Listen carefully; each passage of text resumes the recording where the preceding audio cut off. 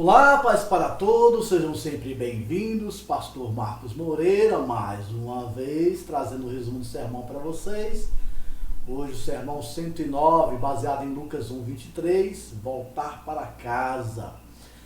Como sempre te peço, deixa o seu like, o seu joinha, faça a sua inscrição no canal, compartilhe esse vídeo com outras pessoas para que essa palavra chegue a outras pessoas, para que eles compreendam, principalmente esse título, voltar para casa.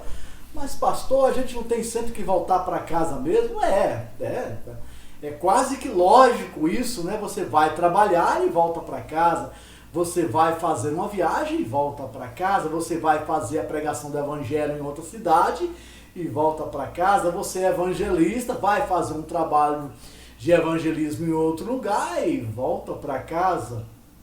Desculpa estar repetindo, mas essa é uma lógica tão simples que não deveria haver problemas com relação a isso. Mas nesse texto, ele é simples em dizer que uma vez que você complete a sua missão, ou o seu período de cuidar daquela igreja, de cuidar daquele projeto religioso, ou também pode ser o seu projeto, a sua atividade no trabalho, o seu projeto acadêmico.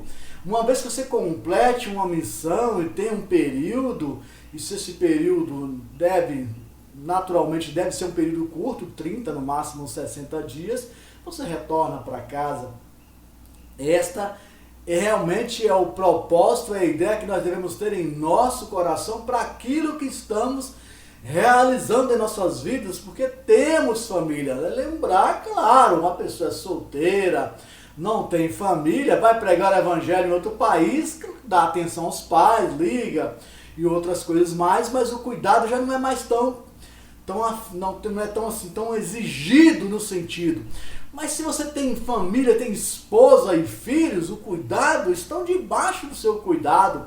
Você tem que ter atenção especial com essas pessoas que são suas. São aqueles que Deus te deu para você cuidar, então há uma necessidade de fazer isso. Preste atenção que o fato de realizar essas coisas fora do ambiente ou da cidade onde nós moramos, isso é comum, muitas pessoas fazem isso. Tem gente que mora em Feira de Santana e trabalha em Salvador, tem gente que mora em Salvador e trabalha em Feira de Santana, em Alagoinhas, em Camaçari, nas regiões próximas, também aqui onde eu moro, pessoas que moram aqui e trabalham em outros lugares, pessoas que moram em cidades circunvizinhas e vêm aqui trabalhar, isso é normal, mas retornam, né? Na pregação do evangelho, principalmente, como pastor, como evangelista e como apóstolo, às vezes somos desafiados a realizar certas obras que demandam tempo. Então, se você vai fazer a pregação do evangelho em uma cidade a 800, 1000 quilômetros, do outro lado do nosso país, que é imenso, nosso país é muito grande, então você vai lá para o sul do país, ou para mais norte do país, ou um outro estado afastado, e você já sabe que vai permanecer ali no mínimo 6 meses, é casado, tem esposa, tem filhos. O natural é que você de alguma forma leve a sua família contigo, ou você cria um padrão de ida e vinda durante esse período. Não dá para você ficar 6 meses fora de casa e sem dar atenção à família. Não é adequado fazer assim. Paulo chama a atenção dessas coisas com muita propriedade, e a palavra de Deus também nos ensina muito sobre muitas coisas. Deus nos pede, né? Jesus Cristo nos ensinou o evangelho para que nós possamos também pregar o evangelho a outras pessoas. Isso é compreensível, o evangelista ir e fazer certas missões, e até por tempo longo, também o pastor e o apóstolo, que é aquele que vai fortalecer uma igreja em outro ambiente. Nada contra isso, obviamente, mas ainda existe também a questão secular, né? Você está no seu trabalho e é te dado uma missão, e você pergunta, em quanto tempo eu vou ficar lá? Não é só ficar lá 3 meses? 3 meses? 1 mês, volta para casa, mais 1 mês, volta para casa, e o outro mês já retorna e já fica. A missão é mais longa, olha, você vai ficar lá no mínimo 1 ano e meio. a lógica e o entendimento tem que ser claro com relação a coisa. Você vai passar 1 ano e meio em um outro lugar e é longe, leva a família contigo. Isso é o adequado, isto é o correto. Se vocês me perguntarem, pastor, tu não sabe como é difícil. Eu sei, obviamente que é difícil. Sabe, a gente não tem essa ilusão de que as coisas são fáceis, não. Vou trabalhar agora lá na África, do outro lado do oceano, vou passar 2 anos lá. Pastor, como é que eu vou fazer para levar minha família para um ambiente diferente? Meu irmão, se você aceitou o desafio de ir fazer um trabalho secular em outro lugar tão longe, você tem que entender que é casado e tinha filhos, que teria que levar a sua família contigo. É inadequado deixá-los para trás, a não ser que você comece a se programar para ficar indo e vindo durante uma viagem tão longa, mês a mês. Possível é, mas o custo aumenta e há outras dificuldades também.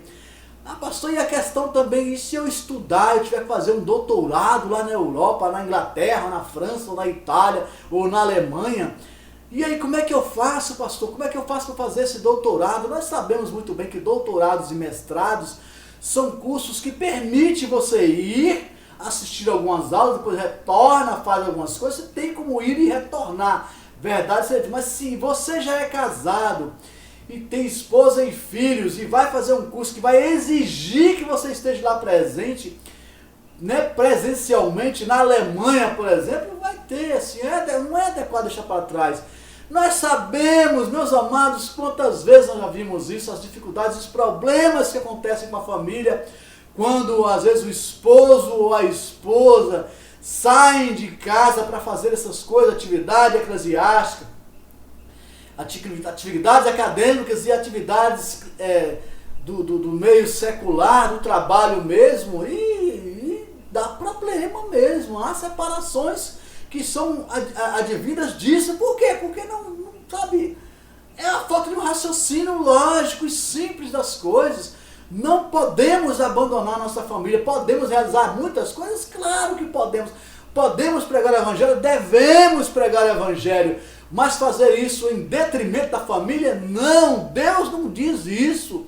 Para Deus, família, a palavra família, a forma familiar do grupo de família está dito na Bíblia várias vezes, não uma, duas, mas várias vezes, nos alertando que nós devemos cuidar da nossa família.